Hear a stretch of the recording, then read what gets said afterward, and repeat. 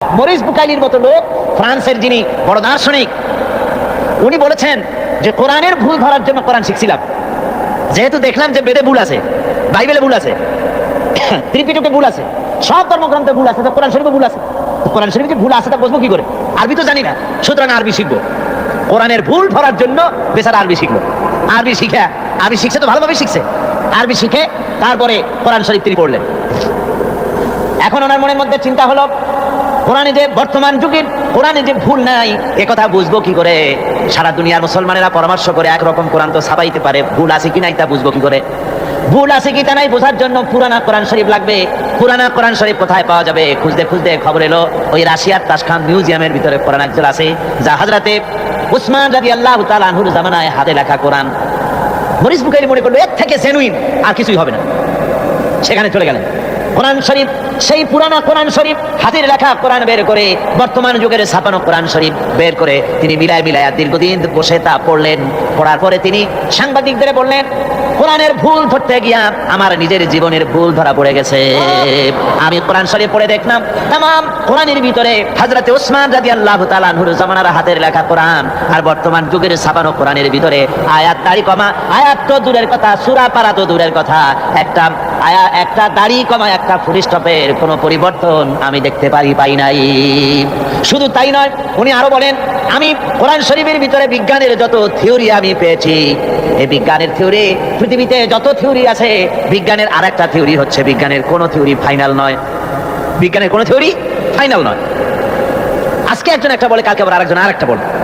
এরকম করে আমি কোরআন শরীফের ভিতরে বিজ্ঞানের তথ্যমূলক যত বর্ণনা কোরআন শরীফের ভিতরে পেয়েছি, এই বিজ্ঞানের থিওরিগুলির ভিতরে কোনো পরিবর্তন দেখি নাই, আর কোনো পরিবর্তন করার সম্ভাবনা আছে বলে আমি মনে করি না।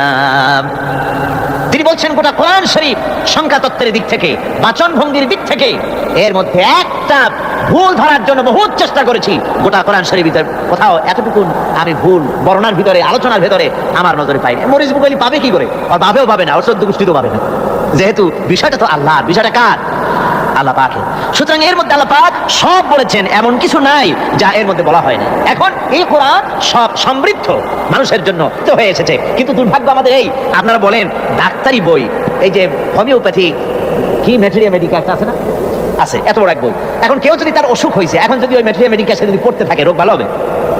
কথা কন, রোগ ভালো হবে? ডাক্তারের প্রেসক্রিপশন কেউ পড়তে থাকলো আগাগোড়া সকাল বিকাল 2-3 বার, রোগ ভালো হবে? ভালো হবে। আমার বন্ধুগণ, কোরআন শরীফ হচ্ছে গোটা মানবতার চিকিৎসার জন্য আল্লাহ রাব্বুল আলামিন তার চরিত্রের উন্নতির জন্য, তার ভালোর জন্য নাজিল করেছেন কোরআন শরীফ।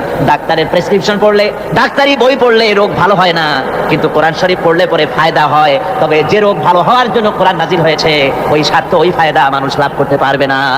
কথা বুঝে আসছে? কথা বুঝছেন না উল্টা বুঝছেন? ঠিক বুঝেছেন কিনা? আবার বলি পারেন না যে কোরআন শরীফ যদি না, এরকম কিন্তু বলি নেই। কোরআন শরীফ ডাক্তারি প্রেসক্রিপশন পড়লে, ডাক্তারি বই পড়লে কোনো ফায়দা নাই।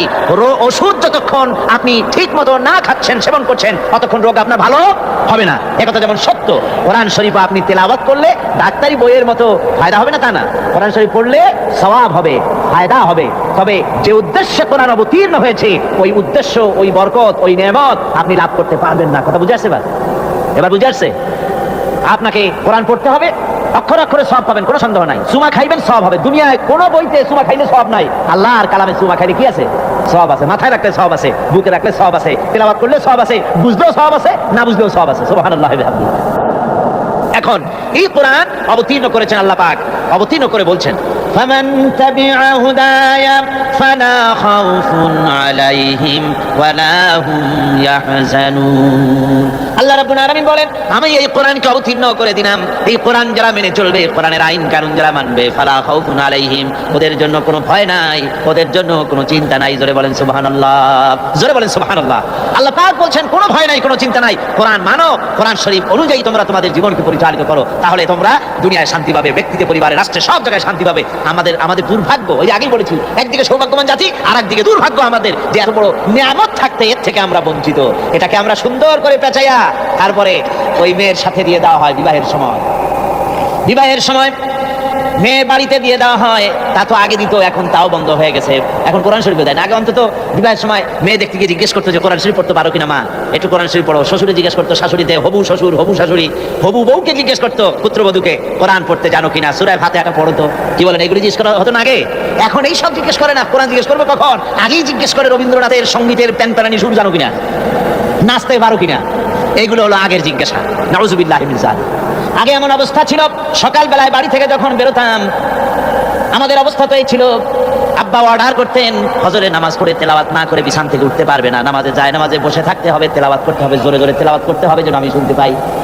বাড়িতে বাড়িতে তেলাওয়াতের আওয়াজ হতো, প্রত্যেক মুসলমানের ঘরের থেকে তেলাওয়াতের আওয়াজ বেরোতে সকালবেলা। এটা সত্য কথা বলছি কিনা বলেন? যারা বুড়া মানুষ তারা বলেন এটা ঠিক কিনা। এখন সকালবেলা ফজরের সময় তেলাওয়াত করবে কি? ফজরই তো হয় না। আবার যাও ফজর হয় তারপরে ঘুমায় জনমের মতো, বুঝলেন? জিসনে সোয়া উসনে খোয়া, উর্দুতে একটা কথা আছে, ফজর পড়ে যে ঘুমাইলো সে সব খুয়াইলো।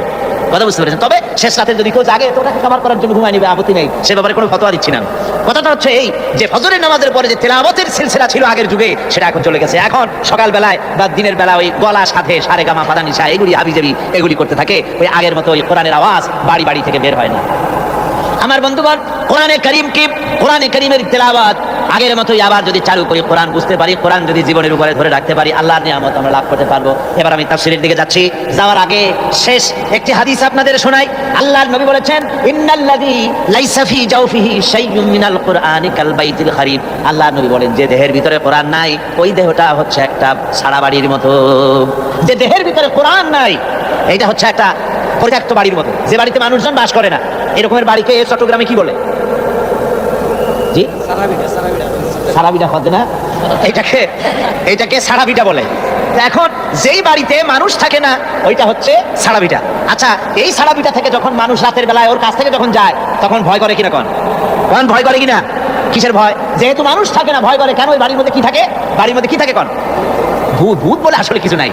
ওর মধ্যে হয় জেন আছে, না হয় শয়তান, না হয় সাপ, না হয় পাতিশিয়াল, না হয় বেজি, না হয় তেলাপোকা, এইসব হাবিজাবি ওই ঘরের মধ্যে। এই জন্য মানুষেরা বয়সী হোক আর ছোট বয়সী হোক, পুরো বাড়ি কি জানি করলেন আপনার নাম, সারাবিটা, ওই সারাবিটার সামনে দিয়ে যাওয়ার সময় মানুষ একেবারে দৌড় দেয়, নাক চোখ বন্ধ করে, বা দ্রুত পায়ে হাঁটে, যেখানে শয়তান আছে, ভূত আছে। হুজুর সাল্লাল্লাহু আলাইহি ওয়াসাল্লামের দৃষ্টান্তটা কতটা সুন্দর, সুবহানাল্লাহি ওয়া বিহামদিহি। মানুষ বাস না করলে যেমন ঘরের ভিতরে শয়তান থাকে, ওই শিয়াল থাকে, কুকুর থাকে, ইঁদুর থাকে, বান্দর থাকে, সাপ থাকে, অনুরূপ ভাবে যে দেহের ভিতরে কোরআন নাই, সে দেহটা ওই রকম একটা পরিত্যক্ত বাড়ির মতো। ওখানে যা থাকে এটার মধ্যে তাই থাকে। কি থাকে তার আমি ব্যাখ্যা করলাম। ডক্টর মরহুম শহীদুল্লাহ, আল্লাহ তাকে জান্নাত নসিব করুন, সবাই বলুন আমিন। এখন ওনার জন্মবার্ষিকী, মৃত্যুবার্ষিকী শিক্ষিত লোকেরা এখন পালন করে না, এক শ্রেণীর শিক্ষিত লোক। কারণ কি? কারণ উনি মুখে দাঁড়িয়ে রাখছিলেন, উনি নামাজ পড়তেন। তো দাঁড়িয়ে যদি রাখলো, নামাজে যদি পড়লো, তাহলে কি আর বুদ্ধিজীবী থাকলো নাকি? কোন দেশি বুদ্ধিজীবী নামাজ পড়ে, রোজা রাখে, মুখে দাঁড়িয়ে রাখে, আবার ফুরফুরার পীর হযরত মাওলানা আবু বকর সিদ্দিক আল কুরাইশি রাহমাতুল্লাহ আলাইহির খলিফা তিনি, এটা একটা বুদ্ধিজীবী হইল? ওনাকে লোকেরা, উনি যখন ডক্টরের ডিগ্রি নিয়ে আসে, তখন পুরান ঢাকার বহুত লোক ওনার কাছে রোগের চিকিৎসার জন্য গেছে। তারপরে উনি বুঝাতে ব্যর্থ হয়ে, অনেক সময় ব্যর্থ হয়ে যেতেন যে আমি আসলে ডক্টর, আমি ডাক্তার না। পুরান ঢাকার লোকেরা নাকি তখন বলতো যে ডক্টর হয়েছে, মগার ঔষধ দিবার পারে না। ঠিক এমন একটি লোককে এখন তার বিদ্যা, বুদ্ধি, তার জ্ঞান সবকিছু এদের কাছে ম্লান হয়েছে, যেহেতু তিনি নামাজি ছিলেন, দিনদার ছিলেন, পরেশগার ছিলেন। যাক, সে কথা। ডক্টর মরহুম শহীদুল্লাহ তিনি বলতেন, শিক্ষিতদেরকে বক্তৃতা করতে গিয়ে বলতেন, তোমরা শিক্ষিত লোক ঠিকই, তোমরা বুদ্ধিমান ঠিকই, তোমরা বিদেশ থেকে ডিগ্রি এনেছো তাও ঠিক, নামের আগে ডক্টর, এরকম পিএইচডি, অনেক কিছু তোমরা লাগাচ্ছ ঠিকই, তবে শোনো, তোমরা পণ্ডিত, কোরআনের ইলম যদি তোমাদের না থাকে, তাহলে তোমরা মূর্খ পণ্ডিত। পণ্ডিত ঠিকই, কিন্তু কোরআনের ইলম নাই, কিচ্ছু নাই, মূর্খ পণ্ডিত। তার কারণ হচ্ছে ওমা উতিতুম মিনাল ইলমি ইল্লা কালিল, তোমাদেরকে খুব সামান্যতম জ্ঞান তোমাদের দান করা হয়েছে। আসল জ্ঞানের উৎস হচ্ছেন আল্লাহ রাব্বুল আলামিন। যারা বলেন আসল জ্ঞানের উৎস কে? সুবহানাল্লাহি ওয়া বিহামদিহি। আসল জ্ঞানের উৎস হচ্ছেন সেই আল্লাহ পাক। এই জন্য রাসূল পাক সাল্লাল্লাহু আলাইহি ওয়াসাল্লাম বলেছেন, খায়রুকুম মান তাআল্লামাল কুরআনা ওয়া আল্লামাহু। হুজুর বলেছেন, তোমাদের মধ্যে শ্রেষ্ঠ, ভালো, উত্তম সেই ব্যক্তি যে ব্যক্তি নিজে কোরআন পড়ে এবং নিজে শেখে আর অপরকে শেখায়, সে হলো সবচাইতে ভালো। আল্লাহর নবী বলেছেন, এই কোরআন এমন এক কোরআন, যে কোরআনের কথা যখন জেনেরা শুনেছে, জেনেরা তখন এই কোরআনের কথা শুনে তখন তারা বলেছে, জেনেরা পর্যন্ত বলেছে, ইন্না সামি'না কুরআনান আজাবান ইয়াহদি ইলা রুশদি ফাআমান্না বিহি। জেনেরা পর্যন্ত কথা না বলে থাকতে পারে নাই। কোরআন শোনা মাত্রই তারা বলেছে ইন্না সামি'না কুরআনান আজাবা, আমরা এক আশ্চর্য ধরনের কোরআন আমরা শুনেছি, যে কোরআন ইহদি ইলার রুশদি, যে কোরআন সঠিক এবং সহজ রাস্তা দেখায়। জোরে বলেন সুবহানাল্লাহ। জেনেরা বলল আমরা শুনলাম ফাআমান্না বিহি, আর শোনা মাত্রই আমরা এই কোরআনের প্রতি ঈমান আনলাম। সুবহানাল্লাহি বিহামদিহি। আল্লাহর নবী বলেন মান ক্বালা বিহি সাদাকা, এই কোরআন শরীফ থেকে যারা কথা বলে তারাই সত্য কথা বলে। নবীর সার্টিফিকেট শুনেন, কোরআন থেকে যারা কথা বলে তারাই সত্য কথা বলে, যেহেতু কোরআনের কথা হচ্ছে আল্লাহর। কোরআনের কথা কার? আল্লাহ। ওয়া মান আসদাকু মিনাল্লাহি কিলা, আর আল্লাহর চাইতে সত্যবাদী আর কে হতে পারে? মান ক্বালা বিহি সাদাকা, যে ব্যক্তি কোরআন থেকে কথা বলে সে সত্য কথা বলে। ওয়া মান আমিলা বিহি উজরা, যে ব্যক্তি কোরআন থেকে আমল করবে আল্লাহ অবশ্যই তাকে পুরস্কৃত করবেন। সুবহানাল্লাহি বিহামদিহি। ওয়া মান হাকামা বিহি আদালা, আর কোরআন থেকে যে বিচার ফয়সালা করবে কেবলমাত্র সেই সঠিক জাস্টিস সুবিচার প্রতিষ্ঠিত করতে পারে। যেরকম সুবহানাল্লাহি বিহামদিহি। ওয়া মান দাআ ইলাইহি হাদা ইলা সিরাতিল মুস্তাকিম, আর যে ব্যক্তি কোরআনের দিকে মানুষকে ডাকে সেই ব্যক্তি কেবল সহজ সরল রাস্তা মানুষকে দেখায়। সুবহানাল্লাহ পড়ে। সুতরাং আজকে সেই কোরআন থেকে আমরা আলোচনা করার সুযোগ পেয়েছি, আমরা আল্লাহর কাছে শুকরিয়া আদায় করছি। সবাই পড়েন আলহামদুলিল্লাহ। আসুন প্রতি বছরের মতো আমরা কোরআনের তাফসীর শুরু করার আগে আমরা ওই শয়তানের ওয়াসওয়াসা থেকে আল্লাহর কাছে পানাহ চেয়ে নিই, যেহেতু শয়তান বড় মারাত্মক চিজ। ঠিক কি না কোন? শয়তান যদি বিভ্রান্তির সৃষ্টি করে আপনি কোরআন শুনতে পারবেন না, মনোযোগ দিতে পারবেন না। ঠিক কি না কোন?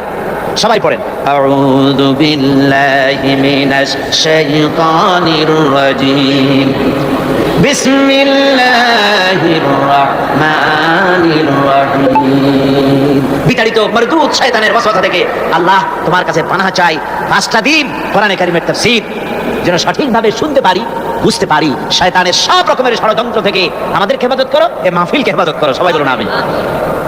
আমি আপনাদের সামনে যে সূরাটি আজকে আলোচনা করব তাফসীরের জন্য এনেছি, সূরাটির নাম হচ্ছে সূরাতুল ফুরকান। এই সূরাটি মোট 77টি আয়াত এবং 6টি রুকুতে সূরাটি শেষ হয়েছে। পরম করুণাময় আল্লাহ রাব্বুল আলামিনের নামে আমরা শুরু করছি। তাবারাকাল্লাযী নাযালাল ফুরকানা আলা আবদিহি লিয়াকুনা লিল আলামিনা নাযীরা الذي له ملك السماوات والأرض ولم يتخذ ولدا ولم يكن له شريك في الملك وخلق كل شيء فقدره تقديرا صدق الله العظيم تبارك الذي نزل الفرقان على عبده ليكون للعالمين نذيرا। অতীব বরকতপূর্ণ সেই মহান সত্তা যিনি এই ফুরকানকে তার বান্দার উপরে অবতীর্ণ করেছেন, লিয়াকুনা লিল আলামিনা নাযীরা, যাতে করে তিনি এই কোরআন দিয়ে গোটা জগৎবাসীকে ভয় প্রদর্শন করাতে পারেন, ভীতি প্রদর্শন করাতে পারেন। এটি হচ্ছে সূরাটি নাযিল হয়েছে রাসূল পাক সাল্লাল্লাহু আলাইহি ওয়াসাল্লামের মক্কি জিন্দেগীর মাঝামাঝি সময়। এ সময় কাফেরেরা হুজুর সাল্লাল্লাহু আলাইহি ওয়াসাল্লাম সম্পর্কে, কোরআন সম্পর্কে সন্দেহ, সংশয় এবং আজে বাজে কথাবার্তা ছড়াতো ইসলাম সম্পর্কে, কোরআন সম্পর্কে, রাসূল সম্পর্কে। এই সূরাটিতে এই সব সন্দেহ এবং সংশয়ের জবাব আল্লাহ পাক দান করেছেন। বর্তমান পৃথিবীতেও কোরআন সম্পর্কে পৃথিবীর এবং বাংলাদেশে, পৃথিবী সারা দুনিয়া এবং তার মধ্যে আমরা আছি আমাদের দেশেও কোরআন সম্পর্কে, ইসলাম সম্পর্কে সংশয় এবং সন্দেহ সৃষ্টি করা হচ্ছে। মুসলমানদেরকে মৌলবাদী বলা হচ্ছে, কোরআনকে তথাকথিত পবিত্র গ্রন্থ বলা হচ্ছে, বেহেশতকে অসভ্য উদ্যান বলা হচ্ছে, বেহেশতকে পৃথিবীতে অতৃপ্ত বহুগামী পুরুষের স্থান বলা হচ্ছে, বেহেশতের ভিতরে মানুষদেরকে মদ পান করা হবে এবং সুন্দরী নারী লোভ দেখিয়ে তাদেরকে নামাজ রোজা করবার জন্য বাধ্য করা হচ্ছে বলে বলা হচ্ছে। এ ধরনের আল্লাহ, রসুল, কোরআন, ইসলাম এবং তার সাথে প্রাসঙ্গিক বিষয়গুলির উপরে যখন সন্দেহ, সংশয় ইত্যাদি সৃষ্টি করছে লোকেরা, আমার দেশের এক শ্রেণীর তথাকথিত পত্রপত্রিকা এবং এক শ্রেণীর তথাকথিত বুদ্ধিজীবী শিক্ষিত লোকেরা, ঠিক সেই সময় আমি এই সূরাটিকে বেছে নিয়েছি। মক্কি জিন্দেগীতে যেমন এগুলি সংশয়, সন্দেহ সৃষ্টির ব্যাপারে আল্লাহ পাক জবাব দিয়েছেন।